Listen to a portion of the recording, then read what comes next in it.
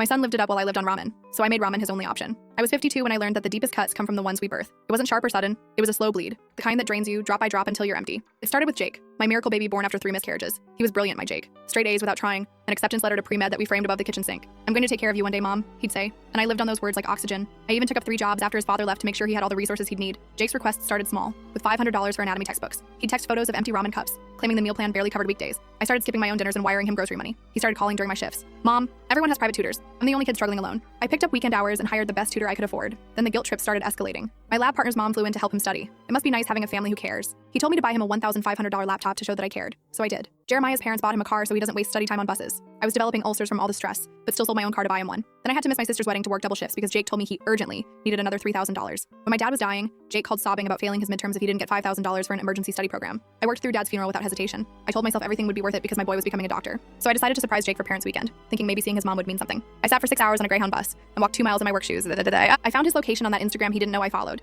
And to my surprise, he was at this huge party with music blasting through the roof. My stomach dropped. I pushed through all these drunk kids and then I saw him by the pool. He was wearing all designer clothes with some blonde sitting on his lap like a trophy. He pulled out his phone to show her my texts, and he was laughing, actually laughing, saying, "It's been 2 years and my idiot mom still hasn't figured out I'm not even enrolled in med school." My legs went numb from what I had just heard. The girl asked if he felt guilty and he said, "Why should I? She's probably eating crackers for dinner right now thinking she's funding my medical degree." My chest started burning and I couldn't breathe. Then he raised that bottle and made a toast, an actual toast, to the dumbest woman alive. I just turned and walked away because my son was gone, and all I saw was a stranger who'd been bleeding me dry. And since he was no longer my son, I didn't have to treat him as one. On the bus ride home, I called my own mother for the first time in 5 years. We'd been estranged since I defended Jake's teenage tantrums and insisted she didn't understand modern parenting. "Mom," I whispered when she answered, "I need help." I wasn't just feeling humiliated, I was feeling stupid and used, like I had no worth except being someone's ATM. She said, "Sometimes loving them means letting them fail." Then she told me to do something that would make me feel good and satisfied while also teaching Jake a lesson, so that's exactly what I did. First, I canceled every credit card Jake had opened in my name, threw his childhood trophies and photos in the dumpster, and stopped paying his rent. Jake's texts escalated within hours. "What did you do? The cards aren't working. They're evicting me. Answer your fucking phone." I didn't respond, and just hired the best lawyer I could find and sued him for fraud. He showed up to my house after he got served and begged me to let him in. "Just let me in, please.